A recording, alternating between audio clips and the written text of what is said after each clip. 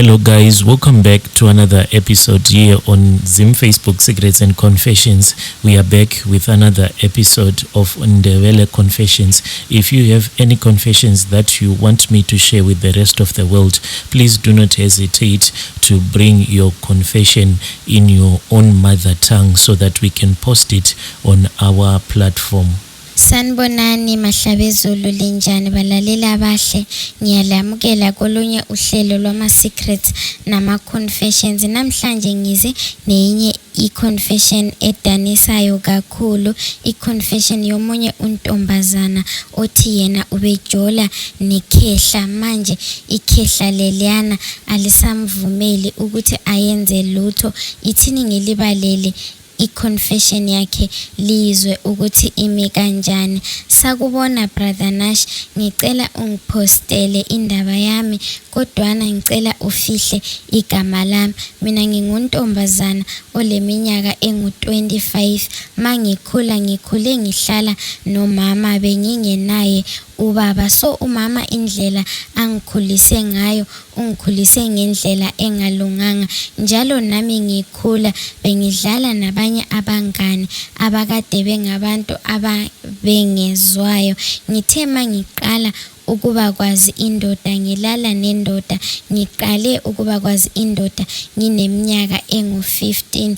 Ngisithi ngiyafika iminyaka engu-16 ngase ngizijolela nje, ngihamba ngisiyalala emcimbini. So kwathi ngelinye ilanga nganxuswa komunye umcimbi, ngahamba lapho emcimbini. Sithe sisemcimbini lapho ngabe ngihlangana nelinye ikhehla emcimbini lapho, lelo elasuka la ngitshela ukuthi liyangithanda. So mina ngangithi mangibuya emcimbini, ngibuya endlini, nomamami wayengangibuzi nokuthi ngibuya kuphi. Into ayeyifuna kuphela mangifika endlini wayekhangelele imali. Wayesithi ekseni ma ephuma ekamerweni lakhe eze ekamerweni lami ezongibuza ukuthi ngingene ngasikhathi bani njalo bengiyephi. Ngimtshela ukuthi bengiyephi, embuze kahle kahle ukuthi bengimphatheleni. Wayethi mayengena ekamerweni lami eqonde esikhwameni sami ephendla edinge ukuthi akunamali na. Wayethi ma engayitholanga imali wayengibuza ukuthi kanti ingane ulele ubusuku bonke ungekho but angiboni imali, awubuyanga nalutho. Umama ngangithi noma ngaze ngizame ukumchazela ukuthi hayibo bengisemcimbini kuphela, angizange ngilale namadoda, umama wayengavumi. Wayethi mange ngayala ukuthi angilalanga nendoda the previous night, wayethatha yena ibhakede aligcwalise amanzi ebese ngithi khulula ingaphansi yakho sibone. So ngangisithi ngingageza ingaphansi yami ebhakedeni eligcwele amanzi, liyazi ukuthi ma ulele nendoda kuyasevele kubonakale. Umama wayethi ma eqeda khonapho engabona ukuthi mangigezile ngaphansi ebona ukuthi kuyabhekisa ukuthi ngilele nendoda, wayechinga engithuke engithethise ethi ngiyislima ngoba ngiyavuma ukulala namadoda, ngilala namadoda mahala. So kuthe kusithi kuhamba kusiya ngesikhathi ngazohlangana nomunye ubaba lo engamhlanganiswa naye ngumamami, sihamba sisonke. Ubaba lowana angazi kumbeni wayeyazana nomamami, angazi ukuthi kwahamba kanjani. Ubaba lowana wangilanda ngihamba nomama, wafika wambingelela umama, but the way ababingelelana ngayo kwakutshengisela ingathi ngabantu abazanayo, njalo ingathi ngabantu abake bakhuluma ngami mina ngingekho. So umamami wangibizela eceleni wangitshela ukuthi ngicela ukhulume nalo baba, uvume yonke into azakutshela yona.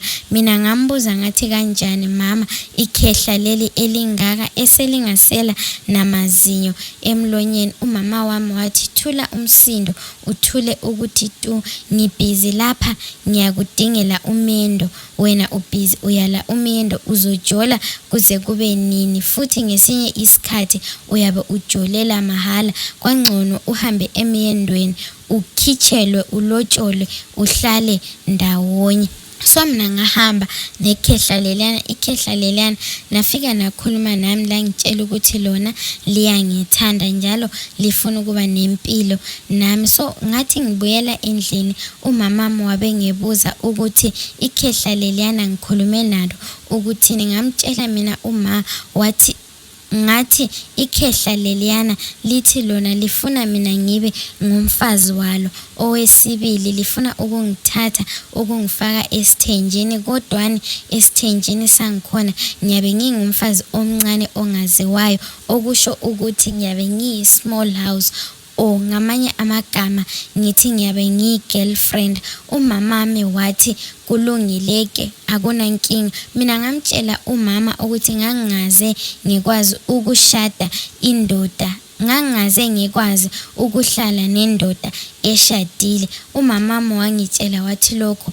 akulandaba. So ngaqalisa ukuthandana nekhehla leliyana under the influence of my mother. Sathandana nekhehla leliyana, ikhehla leliyana laze langithengela nangendlu.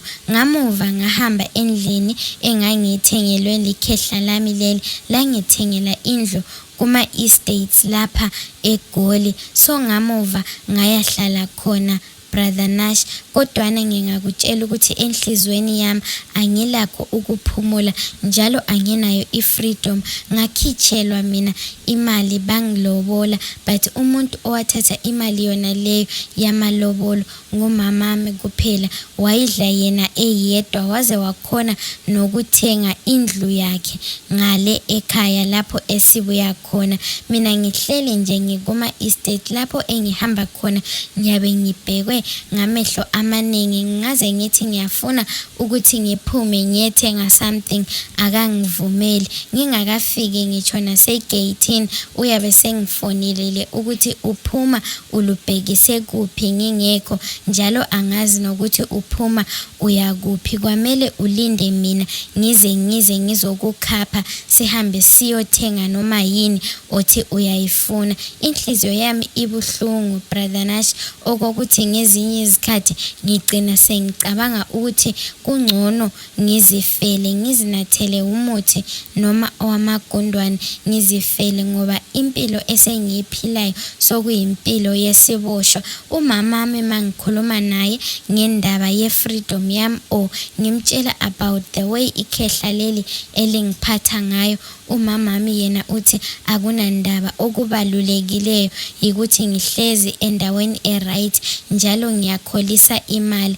The other thing ebese ngiyikhohliwe yikuthi ikhehla leli ngathi mina ngisiba nesisu, ikhehla langitshela lathi ingane nginazo, so angekhangeleli ukuthi ungizalele abantwana ngoba abantwana nginabo endlini. So ngingumuntu ukuthi ngithi ngingamitha uyabe engikhuphisa izisu, ngapha umamami uyabe ebhizi esithi kwamele ngizalele ikhehla leli ukuze ukwenzela ukuthi namhlanje kungathiwa lifile ngiyakhona ukuthola ezinye izinto. So sengiconfused ukuthi ngapha umuntu engihlala naye uyangimithisa engikhiphise izisu, ngapha umamami uyabe sithi kwamele ngizale. Each and every month uyabe engifonela confirma ukuthi ngihambile yini esikhathini kumbeni angihambanga. Ngingamtshela ukuthi ngihambile, siyaqeda inyanga singakhulumisani, engakhulumi nami. Ngingamtshela umamami ukuthi ngithi ngingakhulelwa indoda ingikhiphise isisu ngoba uthi akazifuni ingane, umamami akakuvumi, uyakuyala konke khonokho. So brother Nash, ngicabanga ukuthi kwangcono ngiziphuzele umuthi wamagundwane ngizifele kayi-one, cause ngizoba ngumuntu onjani empilweni wokuthi ngihlala ngivalelwe endlini ngaso sonke isikhathi. Anginaso isikhathi sokuthi ngike ngiphume ngithole abangani ngibethwe ngumoya nje, just anginaso. 2 ngizofika ngiphila kuze kube nini ngingenayo ngitsho ingane engiyibiza ngokuthi ngeyami, ngiphilela ukuthi ngichaze umama ongizalayo kodwana yena engakhona ukwenza izinto zokuthi nami ngijabule. Ngicela usizo kwabalaleli abazolalela indaba yami, ngizobe ngilandela ku-comment section.